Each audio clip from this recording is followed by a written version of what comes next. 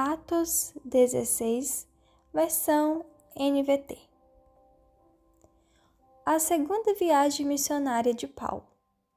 Paulo foi primeiro a Derbe e depois a Listra, onde havia um jovem discípulo chamado Timóteo.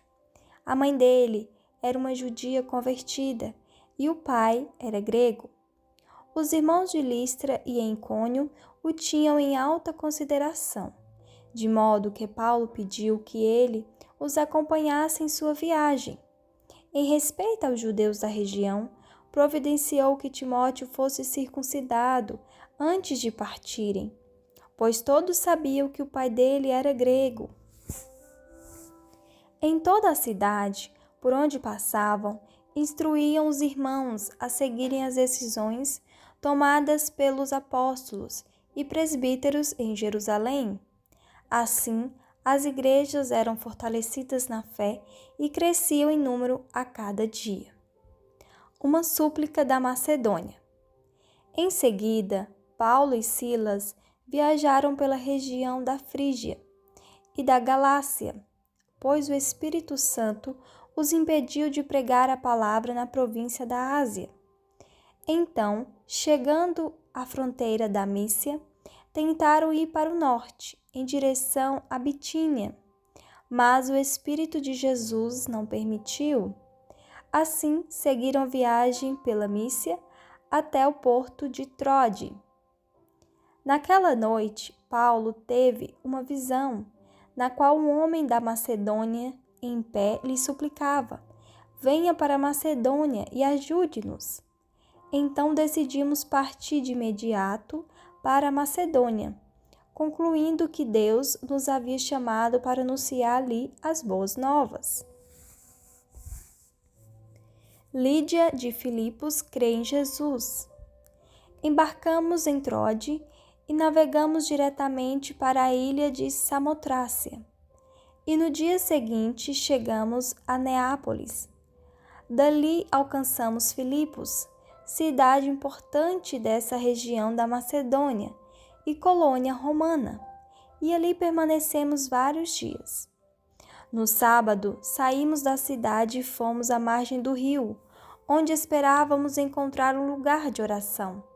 Sentamo-nos e começamos a conversar com algumas mulheres ali reunidas.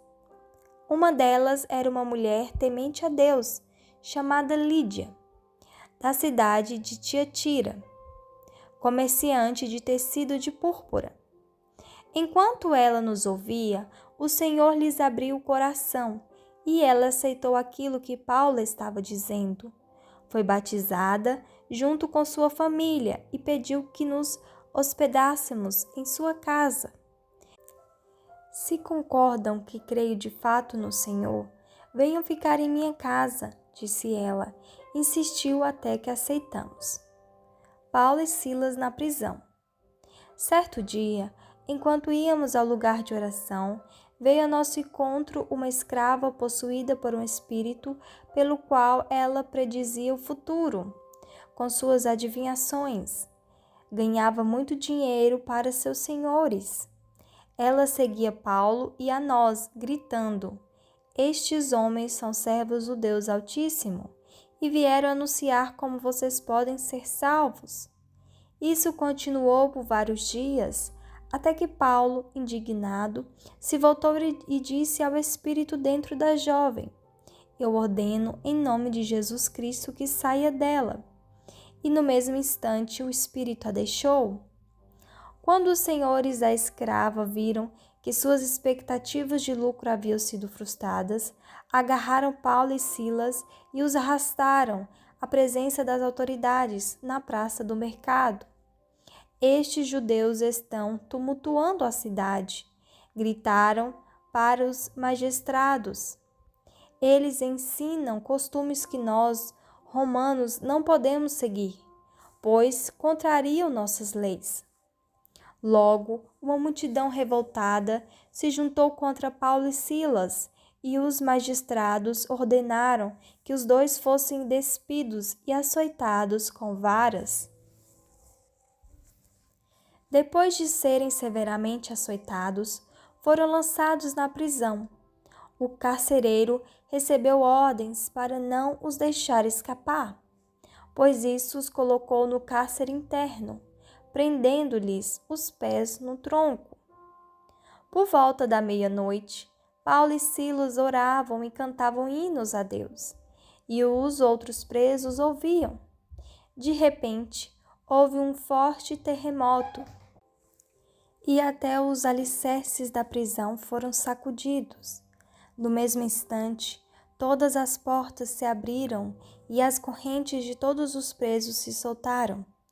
Quando o carcereiro acordou, viu as portas da prisão escancaradas, imaginando que os prisioneiros haviam escapado.